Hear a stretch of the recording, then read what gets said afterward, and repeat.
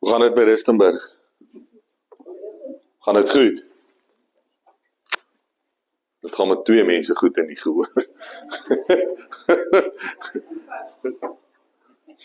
Het julle spokespeoples. Okay, alright. Dis John, ek wil net vir jou sê baie dankie vir die les. Dit was baie goed geweest, baie insiggewend geweest. My skoonma was so gelukkig toe sy instap en sy hoor hierdie man praat in Engels. Sy sê, "Jo, are they English?" Ek sê, "Nee, want sy is Engels, julle sien, sy is Engels." So sy nog, "Wow, dis mense soos ek." Sê ek, "Sorry, daar's een in die gemeente waarvan ek weet, dis John." Ja, sjoe. So ek het vanoggend bietjie wil julle kom praat oor 'n profesie in die boek Openbaring. En ek weet, wanneer ons oor Openbaring praat, is daar baie mense wie se moed so in hulle skoene sak. Baie keer die jonger mense se moed wat so in hulle skoene sak. Ander mense is weer, yeah. Dis nie 'n lesing nie, maar is iets prakties. Dis iets prakties. Want ek glo ons staan fisies in die boek Openbaring, in die wêreld waarin ons onsself nou bevind, lewe ons tussen Openbaring 6 vers 13 en 14. Ons is daar ergens. Ons is na 13, maar ons is nog nie heeltemal by 14 nie. So ons is reg daar. Ons is reg voor die wederkoms van Christus. En wie van julle hier glo, ons is daar? Wie van julle glo die rede hoekom God dalk nog net nie gekom het nie, is daar's nog net 'n klein afrondingswerkie wat gedoen moet word. Leraar Jaco skud sy kop, hy is in konstruksie. My skoonouers is in konstruksie, hulle verstaan van daardie afrondingswerkie. Die projek is amper daar. Hy's daar. Dis net die touch-up werkies, die afrondingswerkies van hierdie wêreldse geskiedenis, en dan is Jesus hierso.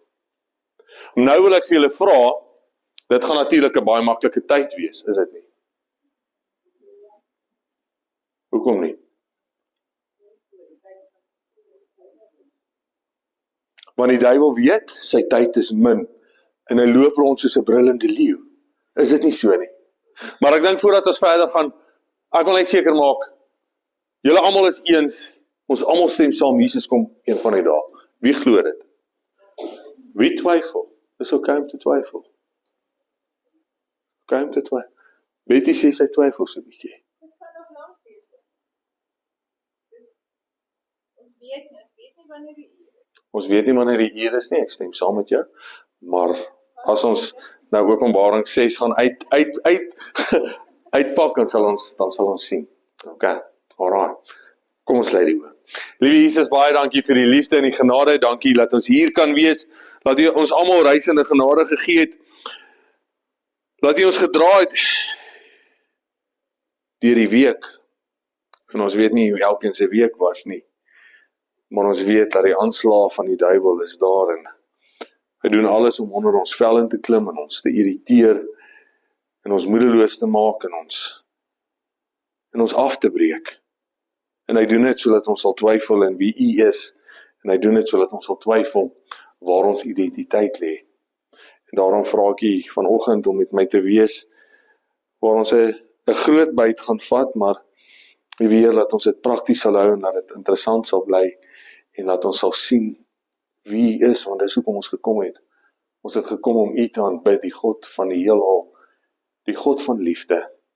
En mag ons ook dan, as ons hier uitstap vandag, besef, dat in spite van die aanslag wat kom, ons bly nog steeds aanhou aanbid, die God van liefde. Dankie vir alles wat U vir ons doen. Dis ons gebed in Jesus naam alleen. Amen.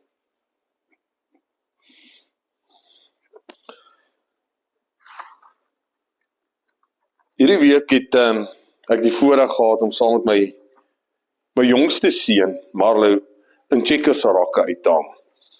Nou Marlo het die gewoonte, soos ons die trolley stoot, sal hy iets neem en wat hy dink hoort in die trolley, gaan hy trolley toe. Irrelevant of ons dit nodig het, of ons dit kan bekostig, of dit vir ons sin maak, hy pak dit in.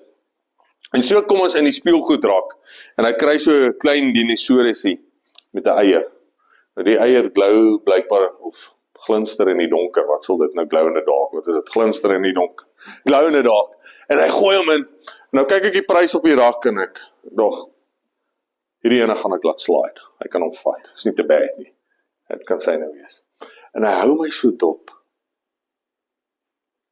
En toe hy sien, papa sê, so kyk. Toe haal hy hom uit. En na die blydskap op sy gesig. En hy hardloop toe na elke persoon in Checkers, wat hy sien. En hy wys van, hy sê, kyk my dinosaur, kyk sy eier, kyk my dinosaur, my baba dinosaur. En ek dink toe, kyk en dis vir Ariana te veel. My ander twee kinders kan bly wees, hulle was nie daar nie, want hulle is ook skaam en teruggetrokke. Ariana is 'n introvert. Maar ek en Marlo is uitgaan, ons praat met almal en vir haar was dit te veel, en Ariana loop en om verskoning vra, en skud net haar kop, en kry skaam, en uiteindelik kom hy by sy ou tannie, regtig ou tannie, maar vir haar het hy ruk sommer so in haar baadjie, want sy is nou besig hier by die jig, en sy kyk nou, seker wat se prys is die beste, en wat ruik die lekkerste, en hy ruk haar sommer so, en die tannie draai om, en hy sê, kyk die dinosaurus. En hierdie tannie begin met hom te gesels. En Ariana kom en sy sê, ekskuus, jammer tannie, jammer, hy praat sommer met enigiemand. En sy sê vir Ariana, los hom. Ek was my hele lewe lank onderwyseres. Nou is ek oud en ek het nie meer hierdie geleentheid nie. Ek het nie meer hierdie voorreg om elke dag met kindertjies soos hierdie een interaktief te wees nie. En ek stap daar weg en ek dink so by myself en ek dink, ons weet niks van daai tannie nie. Ons weet niks. Ons weet nou sy was 'n onderwyseres en ek weet sy mis haar onderwys daar. Maar ek weet nie, is sy eensaam elke dag nie. Ek weet nie, as sy daar weggaan, waarheen gaan sy nie. En ek vertel dit vir julle, want ek dink dis hoe ons moet wees oor die evangelie. Wat is ons daardie opgewondenheid wat Marlo het oor 'n ou dinosaurus gehad het oor die evangelie? Sou die wêreld nie aan 'n plek gewees het nie. Maar ek dink ons is amper daar. Want daar is 'n karaktereienskappe 2 van die kinders van God in die boek Openbaring, en wat is hulle? Wat uitstaan? Waaraan word die oorblyfsel, kom ons noem hulle die oorblyfsel in die boek Openbaring uitgeken? Wat doen hulle met die gebooie van God? Hulle bewaar het. Wanneer bewaar ons iets? Dis 'n militaristiese term, is dit nie so nie? So dit sê nie hulle hou die gebooie, of dit sê hulle bewaar die gebooie. Is daar 'n verskil?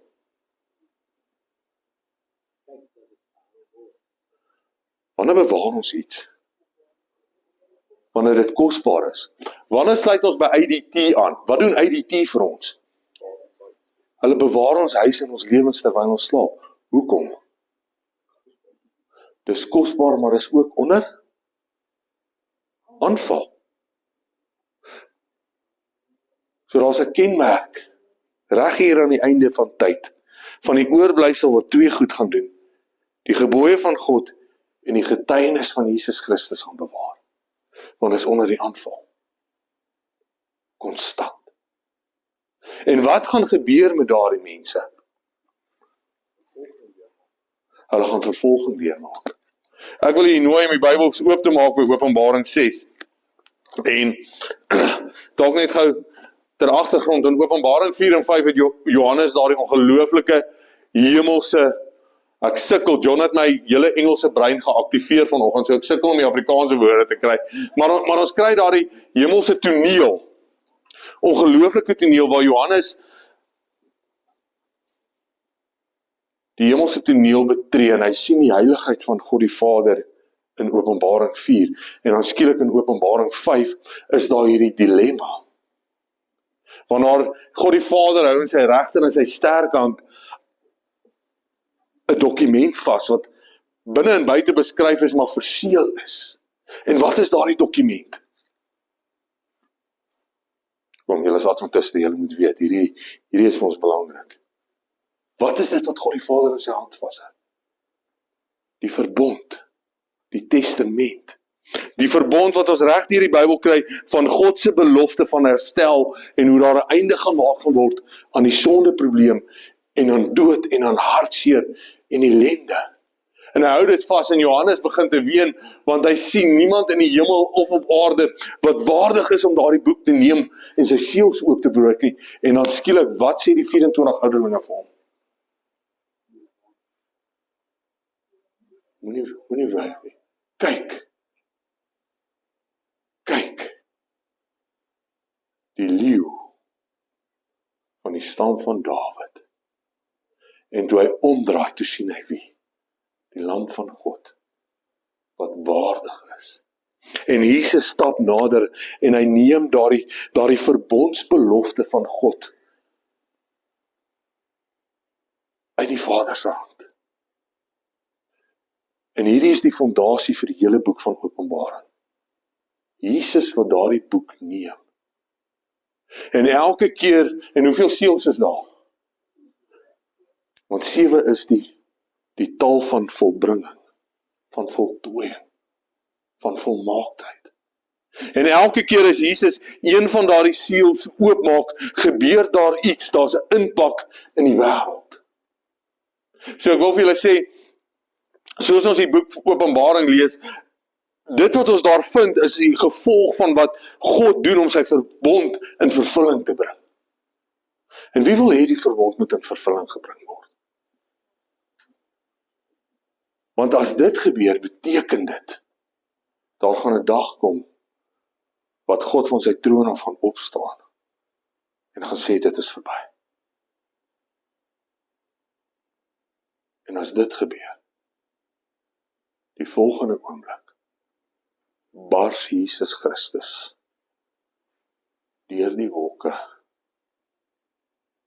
saam met honderde, seker miljoene, engele, wat hom vergesel, om vir jou en my te kom haal. Amen.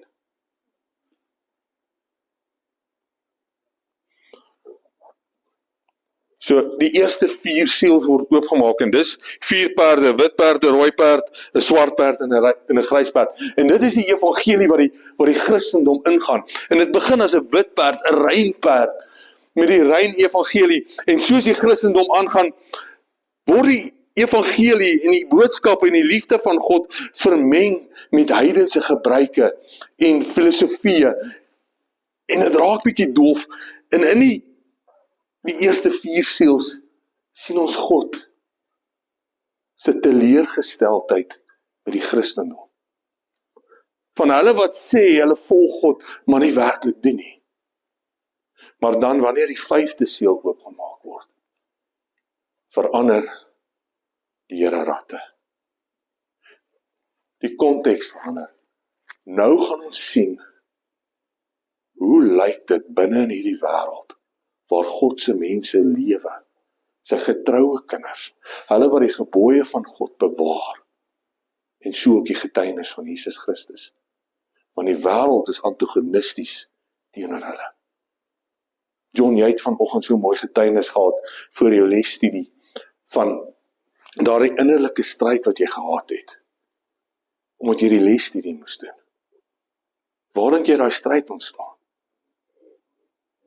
In die hart van die duiwel. Want ons lewe in hierdie kosmiese stryd. En die Here wil nie hê sy evangelie moet uitgaan en die kerk moet staan vir wat reg is en ons moet vir mense getuig van wie God is nie. So ons het hierdie konstante stryd.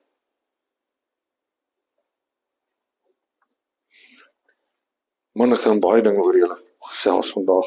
Vergewe my, Betty. En Shaw, as ek te lank is. En my skoonma.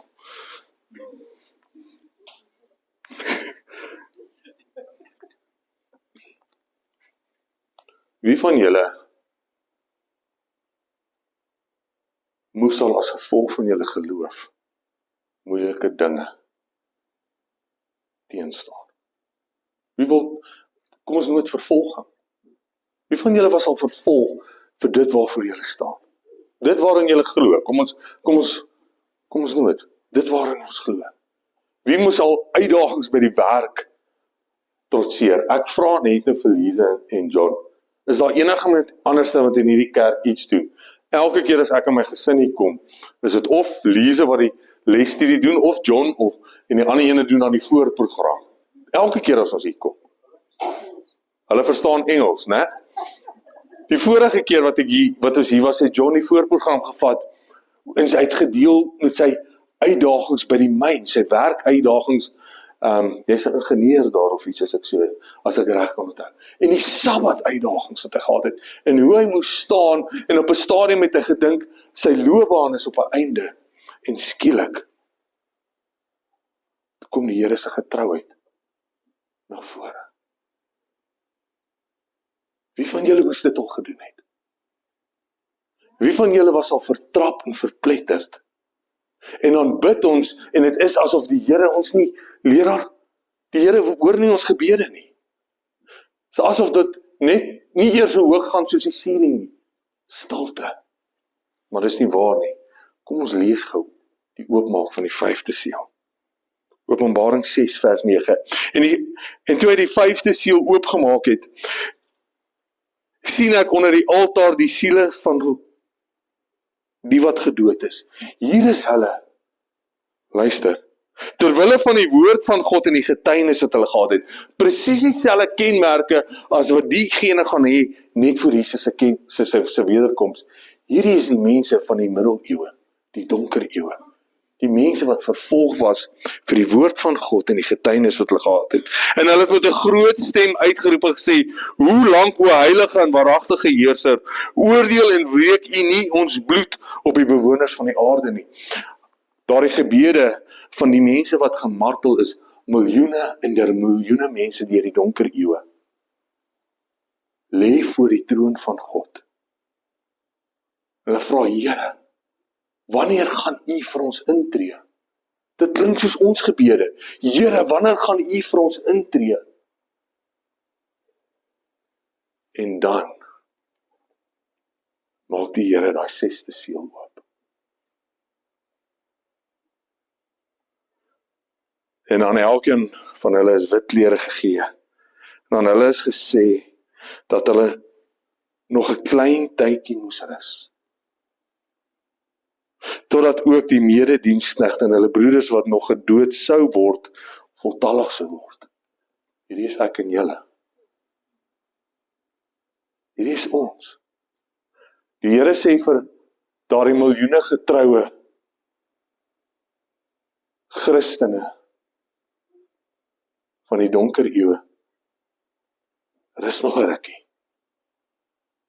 Want in 2024 daar in Rustenburg Kerk, is daar van julle medediensknegte wat by julle moet aansluit. Ek kan nog nie julle gebede beantwoord nie. En ek het gesien hoe hy die 6de seël oopgemaak het. En kyk, daar was 'n groot aardbewing.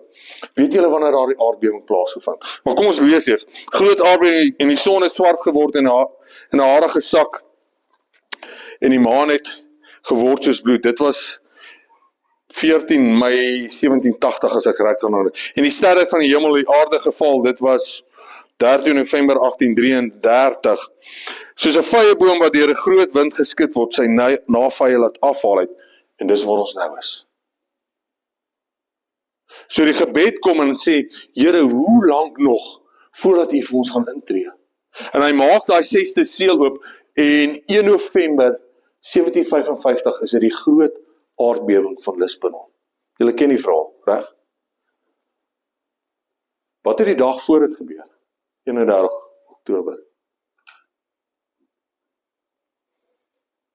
Wat vier Amerika op 31 Oktober? Halloween. Het julle geweet is 'n Christelike dag? Of nie Christelike, is 'n pauslike dag. Katholieke dag. Dis 3 dae in 'n ry. 31 Oktober, 1 November en 2 November is daar 3 feeste. Halloween, die gedenkenis van die afgesterwenes. 1 November is die herdenking of All Saints. So al die saints van die Katolieke Kerk.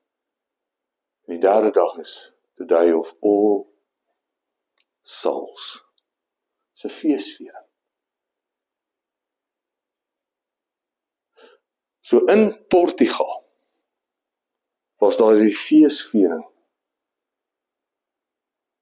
om hulde te bring aan diegene wat God se kinders vervolg het. Is daar 'n beter naweek as vir hierdie profesie om in vervulling te kom?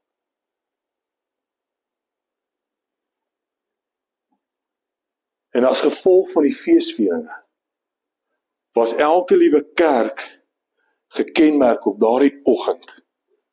Dit was 'n Saterdagoggend, 'n Sabbatoggend. Elke kerk het 'n kersies gehad. Elke huis het kersies gehad wat gebrand het ter viering of All Saints. En die Here kom en hy stuur 'n 8.5 op die Richterskaal aardbewing. En elke liewe kerkgebou en elke liewe groot gebou sak in mekaar. Die brande wat gewoed het as gevolg van daardie kersies het 7 dae later nog steeds gebrand. Hoe lank, Here, gaan U nog wag? Voordat U ons getrouheid gaan raak sien en ons bloed gaan wreek op die bewoners van die aarde. En die Here maak daardie siel oop. En hy stuur 'n boodskap die wêreld in. En dan vind die son wat swart geword het, waar boere 10:00 in die oggend teruggegaan het huis toe. Hoenders 9:00 teruggegaan het in hulle hokke in. Beeste uit die veld uit teruggekeer het, want dit was so donker. In die nag skryf die geskiedkundige skrywer en sê dit was so donker dat hulle nie die verskil tussen die lig en die vloer kon sien. Pikdonker. Dan 13 November 1833 skryf die geskiedkundige skrywers, val daar gemiddeld tussen 50 en 150.000 sterre per uur uit die hemel uit. Wat sê God vir die mensdom? Ek is die skepper God. Ek is die een wat alles in my hand hou. En ek is besig om my verbond, my belofte wat ek met my getroue kinders het, in vervulling te bring. En dan gaan Johannes, en terwyl hy hierdie alles sien, skryf hy in die konings van die aarde, ons is nog nie daar nie, maar daar kom 'n groter aardbewing, as wat Libanon gesien het. Daar kom 'n ander dag, wanneer die Here alles tot 'n einde gaan bring. En ek wil vir julle sê, geliefdes, vir jou en my is dit die goeie boodskap. Julle moet dit verstaan. Want hoe lank vra ons al, Here, wanneer gaan U vir ons inkom? Wanneer gaan U vir ons intree?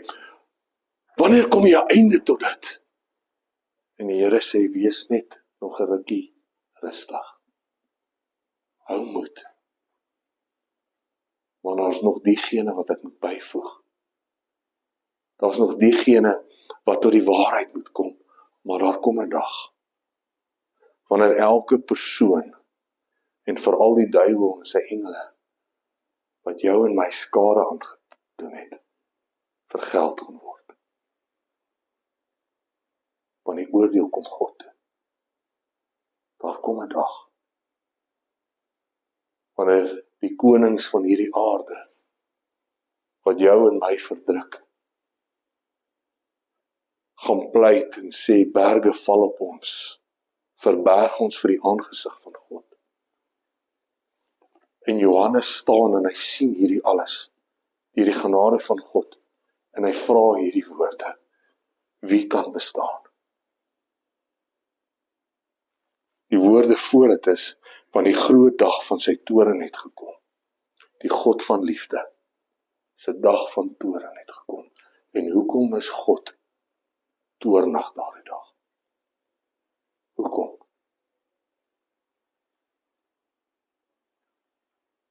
My huisgesin het ek groot geword, my maat sê, as ek kan nie antwoord nie, kry ek 'n klap. Hoekom is God toornig? Net voor sy woorde kom. Hoekom is daar soveel woede in God? Skus dan nie? Ja, maar hoekom? Hoekom? Ek dink nie dis wat hom toornig maak nie. Ek dink kyk na sy geliefde kinders en na dit wat ons deurgaan. Wie van julle is ouers hierso? Wie van julle het julle kinders lief? Wie van julle haat? Ek haat enigiets wat my kinders seer maak en te nakom. En haat is dalk 'n kras woord. Maar ek sal my lewe neerlê vir my kinders. Ek sal enigiets doen vir hulle. En enigiemand wat hulle skade doen, maak my woedend. Wie kan bestaan?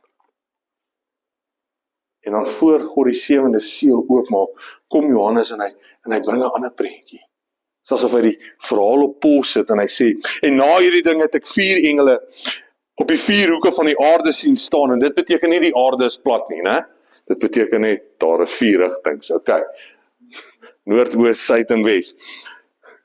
Sodat geen wind sou waai op aarde of die see of teen enige boom nie. Hierdie is die winde van verwoesting, want die duiwel weet dat sy tyd min is, en hy kom vir ons, en hy's lus vir ons. En ek het 'n ander engel sien opkom van die opgang van die son, uit die ooste uit. Reg aan die begin het die Here 'n tuin daar geplant, in die ooste van Eden, en hy het Adam en Eva daar geplaas. En toe hulle Sondag, waar die engele gaan staan, uit die ooste uit. So hierdie engel wat uit die ooste uitkom is wie? Michael. Hierdie is Michael. En 'n ander engel sien opkom op die opgang van die son, want daar's groot verwoesting wat oor die aarde gaan kom. Ek wil hê julle met die hart van God, die Here, ervaar vandag. En hy het met 'n groot stem geroep na die 4 engele, aan wie dit gegee is om die aarde en die see te beskadig, sê, moenie die aarde of die see of die bome beskadig, voordat ons die diensknegte van onsse God op hulle voorhoofde verseël het nie. Wie kan bly staan in daardie dag van toorn van God? Alleenlik die diensknegte van God. Alleenlik die diensknegte van God. Hoekom? Want wat het hulle? Die seël van God. En ek weet, ons almal sê die seël is die Sabbat, en dit is so, en die merkteken is die Sondag, maar die seël is meer as net die Sabbat. In Nehemia kry ons hierdie ongelooflike verhaal van verseëling. Nehemia, vanmiddag ek gaan nie meer baie tyd van julle vat nie. Nehemia 9 tot 11, gaan lees asseblief daardie 3 hoofstukke. So Nehemia kom en hy sien hierdie Jode wat teruggegaan het om die tempel te herbou, het bietjie begin afvallig raak. En Nehemia maak die gevolgtrekking dat, obviously deur die inspirasie van die Heilige Gees, dat dit die afvalligheid is wat hulle tot in ballingskap gevat het, en Nehemia sê ons moet hier stop. En Nehemia 9 kom hy en hy sê, kom ons roep 'n vasdag aan, en hulle trek hulle roukleed aan, en hulle vas tot die Here en hulle pleit, en Nehemia bid vir homself, hy bid vir die volk, en hy bid vir die voorvaders se sondes, wat hulle gebring het tot waar hulle was. Voorvaders klink nou 'n bietjie spiritisties, maar dis nie wat ek bedoel nie. Die voorouers, né? Hy bid. En hulle erken die verbond wat God met hulle gesluit het. En dan in Nehemia 10 vers 1 sien ons die verseëling van die volk. En die verseëling kom omdat hulle tot die gevolgtrekking gekom het, daar's 3 dinge wat hulle moet doen. Hulle as volk moet wegkeer van die heidene en die heidense gebruike. Daar was issues gewees waar hulle op die Sabbat handel gedryf het. En hulle het gesê, hulle gaan dit nie meer doen nie. As die heidene inkom op 'n Sabbatdag met hulle opbrengs om dit te verkoop, gaan hulle nie hulle self meer verskuldig daaraan nie. Hulle gaan die Sabbat heilig hou. En die derde ding wat hulle gedoen het, hulle sê, Here, ons dogters en ons seuns gaan ons nie meer gee om met die heidense seuns en dogters te trou nie. Ons gaan rein wees. Ons gaan onsself afsonder. Die saad lê nou in vrugbare grond. En hulle is verseël. Wie gaan bly staan? Ek en jy het 'n keuse. Dit gaan maklik wees om 'n kompromie aan te gaan. Dit gaan. Ag, wie sien dit nou eintlik? Wie sien dit nou eintlik? Of gaan ons staan en sê, Here, dis die kompromie wat ons in ballingskap sit. Miskien is dit die kompromie se skuld dat U nog nie gekom het nie. Maar ons winde van verwoesting. Daar gaan dinge oor hierdie aarde kom wat ek en jy nog nie gesien het nie. Ariana vertel altyd die verhaal van haar oupa, topkopperteer gewees. Ek weet nie hoeveel Olimpiese medaljes het hy gekry vir die topkopperteer werk nie. En sy sê altyd, sy was jong toe hy dood is, sy sê altyd, oupa Dolf het geglo, die wederkoms van Jesus gaan wees in sy tyd. Want hy het gesê, hy kyk na die wêreld om hom. En dit kan nie anders wees nie. En ek dink hy is oorlede toe sy hierdie saas was. Wat sal oupa Dolf sê as hy vandag moet sien wat in hierdie wêreld aangaan?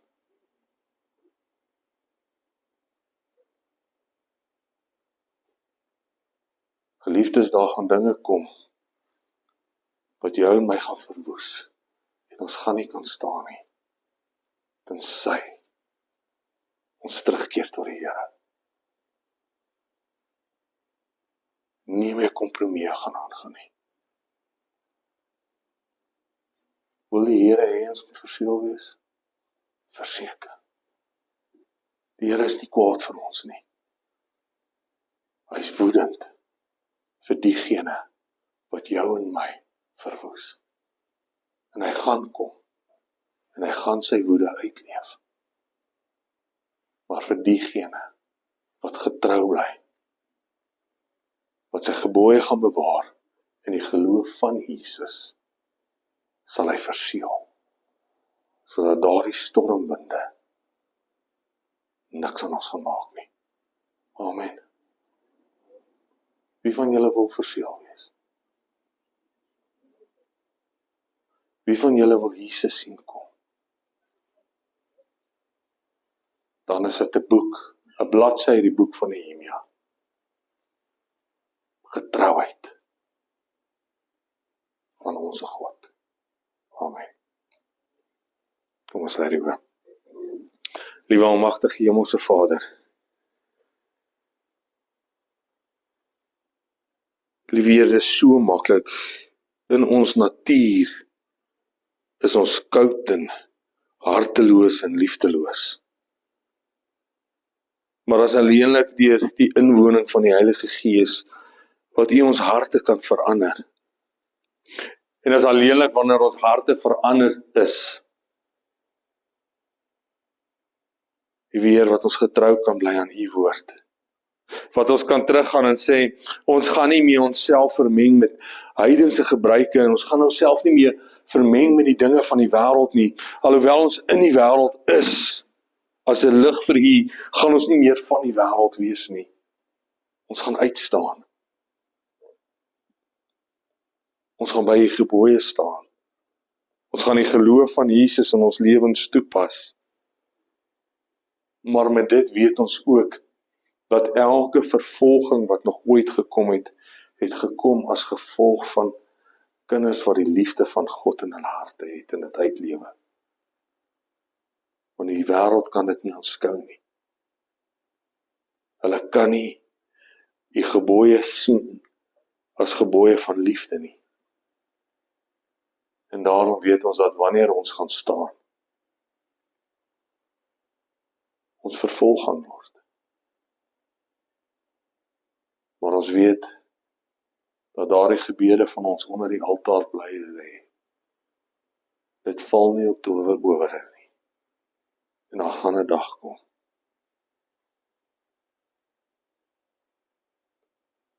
Daar gaan 'n dag kom. Wanneer U ag gaan gee op daardie gebede. En wanneer U kom om ons te verlos, gaan dit kom met 'n prys. Want U gaan 'n einde moet maak aan alles en almal